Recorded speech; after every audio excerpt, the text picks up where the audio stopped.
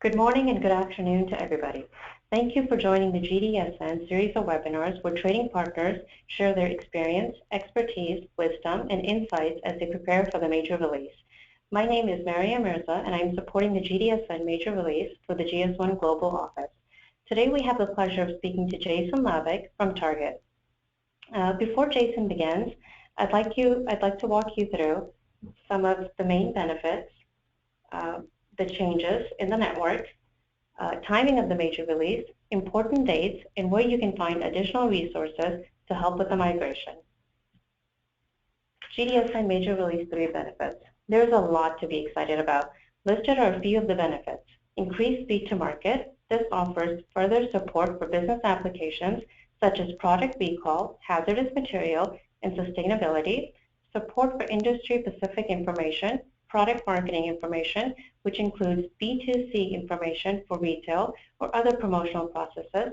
This may also include area in mobile communication. Richer product information supports additional attributes like ingredients and allergen information and information for promotional processes. Meeting new regulatory requirements, which have unique requirements or different implementation across different sectors and different geographics. Improved data quality, such as new validation rules and support for preliminary items. As a final point, the GDSN major release delivers the ability to support onboarding of all sectors and industry into GDSN in a more efficient, cost-effective, and timely manner. It will very quickly support any request for new attributes, data attributes. In October 2004, when GS1 launched its GS1 GDSN, there were only 74,000 GTINs shared among trading partners in 13 countries in the global registry. Today, over 36,000 companies have made GDSN a cornerstone for their supply chain initiatives in more than 150 countries across multiple industry sectors. Now more than 1.8 million GTINs are shared among trading partners. To help drive further adaptation, the changes in this major release will greatly improve the implementation time for new sectors. Major Release 3 is not backward compatible, so significant activity is underway to help all parties participate. GDSN Major Release 3 changes.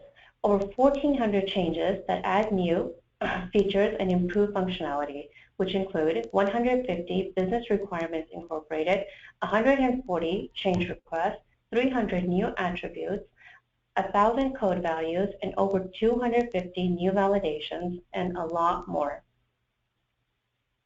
Here are some of the key milestone dates from May 2015 to May 2016 that identify stakeholders should be monitoring and actively engaged in. With that, we turn to our first speaker, Jason Lavick. Let me give you a little bit of background about Jason. Jason Lavick has 18 years of merchandising experience with Target and has spent the past 10 years focused on improving the product data management space. He is currently a manager on Target's product data operations team, whose responsibilities include leading Target's global data synchronization, product validation, and scan-based trading programs. Mr. Lavick also represents Target on various GS1 and One Snake industry standards and collaboration groups. Past item data management responsibilities include the development and implementation of Target's Item Management System, IMN, and the integration of global data synchronization. Now I hand the floor over to Jason from Target. All right, thank you, Miriam. So when GS1 first asked me to speak about major release prep, I wasn't sure I really had a good story to tell. Sure, we've known it's been coming for many years now, but we just started assigning resources to start working on it in the fall of 2015. But then I got to thinking about all the other people I've talked to at other companies, and I realized that many of them are in the exact same situation as us. So sharing our story started sounding like a better idea because there's probably a lot of other companies out there that can relate. So before I get into that, let me tell you a little bit about Target and our GDSN journey to date. So next slide, please. First, Target is a U.S. Fortune 50 company. We have about 1,800 stores in 49 states. Our shoppers are very dependent on good product data to inform their purchase decisions, much more so than the general population. So if you look at the bottom of this slide, 98% of target guests engage in social media and 80% share what they find. 77% use technology while shopping, and again, that's much higher than 48%, which is the general population number. And then 74% of our guests research the products before they actually purchase them, research online on the internet, and that's compared to 62% of the general population. So now let me share a little bit about our GDSN journey to date. So next slide, please. Our goal with our GDSN initiatives is to establish it as our preferred method of item setup and maintenance because we know it leads to improved efficiencies and better item accuracy. So you can see we started in 2007 with a pilot where we brought in 54 suppliers and started synchronizing their data. Then you'll see a lull for the next couple of years where we didn't really bring on any additional suppliers. The main reason for that is we were building out a new internal item management system, and we were integrating our global data sync feed into that system. So after that done, we started bringing in more and more suppliers. You can see we had a huge year in 2013 when we brought in almost 750 new suppliers. Our total now to date, program to date, is 1,750 suppliers, and this represents 70% of the supply chain carton volume that we have going through Target's system. Next slide. So this is a list of our GDSN attributes that Target currently synchronizes. I want to call out a couple of things on this slide. First, those that are highlighted in blue were the only attributes we synchronized from 2007 to 2011, which was pre-bringing in our new item system. Then those highlighted in green were added at the beginning of 2011 as we rolled out that new system. So currently we sync about 45 attributes. They're mostly supply chain related, as you'll see, such as dimensions and weights. Next slide. And because most of what we receive is supply chain data, dimensions, and weights, here's why we believe in GDSN and the improved accuracy of the data we receive from it. First, there's basically two ways that we receive product data today. The first one being manually entered via web forms from our suppliers in our vendor portal, and the second is via GDSN electronic feeds. So when we compare the accuracy of the two methods, we see the power of the GDSN data. So we have a case dimension Cubiscan in one of our distribution centers on the West Coast, and we compare what that Cubiscan data finds to what is in our item system. And you'll see for non-GDSN items, we are within GS1 package measurement rule tolerances 32% of the time. If you advance the slide, you'll see that for GDSN items, we double the accuracy. So we are within those tolerances 64% of the time. And if you advance one more time, you'll see that we started publishing scorecards to our top GDSN suppliers. And with those scorecards and the improved visibility to their accuracy, our best GDSN, our best and our biggest suppliers for GDSN have improved their accuracy to now 81%, which is significantly better than non-GDSN information we receive. All right, next slide. Let's go one more as well. Thank you. So when I first brought GDSN major release to the attention of our internal IT department, it was March of 2013 after attending a GS1 Spring Standards event in Dallas, Texas. That was 2.5 years ago, and I said we had to be prepared for a May 2016 date. I laid out the benefits, I laid out the consequences if we didn't do it, and I made the internal formal request, and it sat in our development queue, and it sat there some more. So in 2014, I started making a little bit more noise about it, but it still sat in our queue. And we had many competing priorities within the same product data space. Most importantly, we were rolling out a brand new PIM system. So in 2015, PIM implementation ran into some delays, and getting it back on track continued to be our priority internally. Sensing that it was going to further push the start of major release prep, I reached out to our data pool and asked them to prepare an estimate to have them perform the impact analysis and the additional attribute mapping analysis that I wanted to incorporate as part of our major release. That was early July of 2015. Two things occurred after that. First, my IT team realized the amount of analysis that would need to be done for prep for the major release.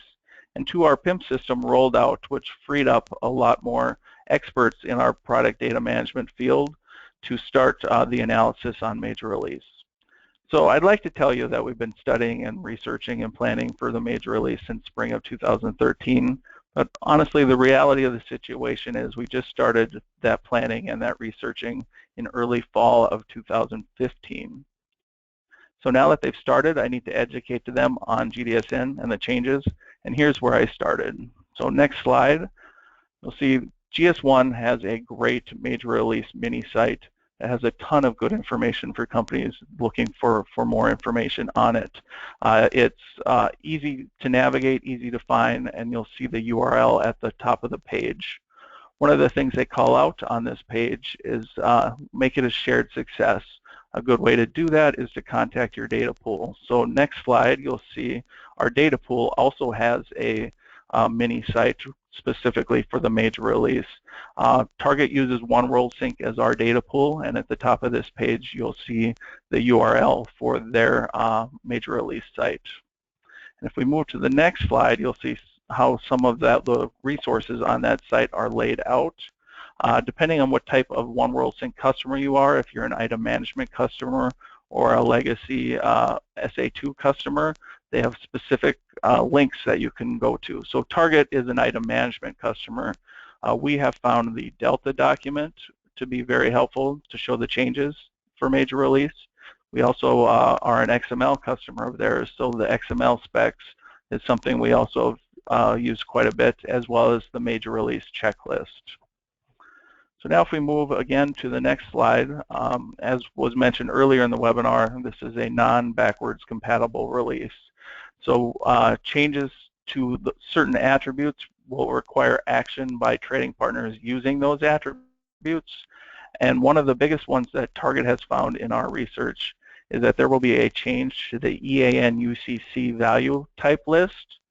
And that particular field is what Target uses as our primary key to match the incoming publications to something that is already in our database.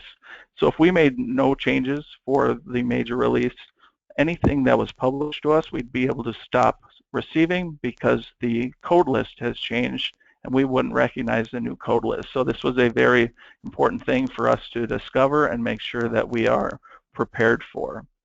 The second thing on here is the interface. So again, as mentioned, there is going to be a new version of the XML, and Target as an XML customer must upgrade to that new MR3 compliant XML.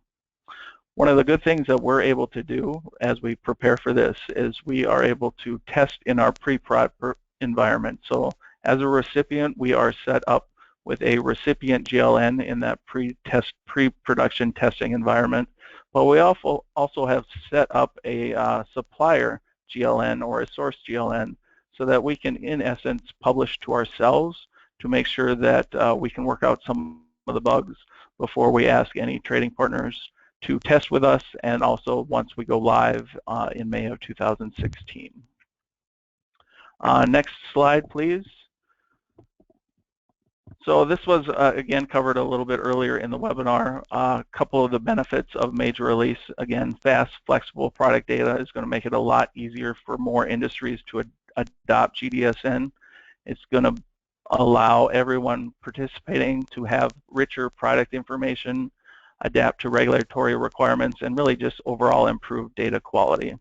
So if we move to the next slide, you can see how Target plans to implement this. So today we collect approximately 100 to 120 attributes for an item at Target, depending on the category. But we only receive 45 of those via the GDSN.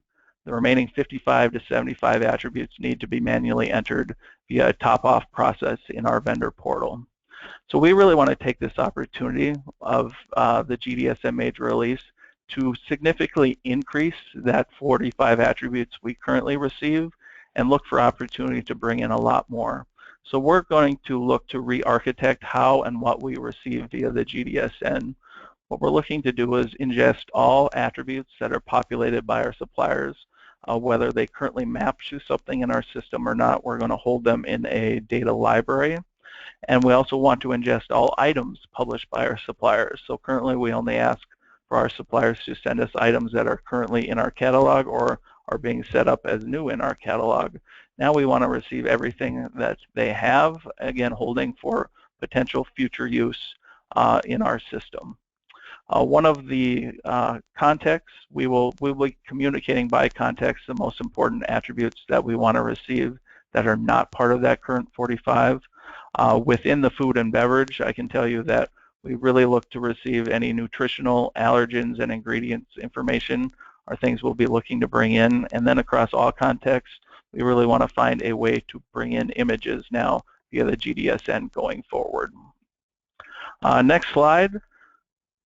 Our GDS team tries to keep our supplier base up to date on our priorities and findings, and we do that through a couple of different communication vehicles. The first way is we send out a quarterly Global Data Sync newsletter. All the topics within that newsletter are very specific to our Global Data Sync initiative.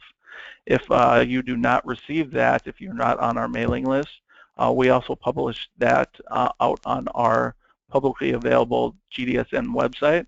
That URL is oneworldsync.com/target.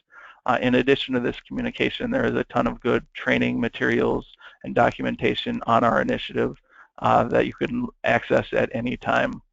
The other way we do it is through webinars like you're listening to today. We have leveraged these in the past, and we hope to continue leveraging them in the future whenever we have important information to share about our initiative. So on to the last slide, I believe. This is just some contact information. So if you've got, after listening to this webinar, if you've got any questions related to major release, I've listed both GS1's major release email address as well as One World Sync's. Or if you have any specific questions for Target, I've listed our GDS inbox as well as my own contact information. So again, thank you for listening, and have a great rest of your day. Great. Thank you so much for the presentation, Jason. Just a reminder that the presentation will be posted to our website along with the recording. And this brings us to an end of our webinar. We'll close the webinar now. So thank you for your participation, and thank you, Jason, for your presentation. Great. And with that, I would like to wish you all a good day and good evening. Thank you. Thank you.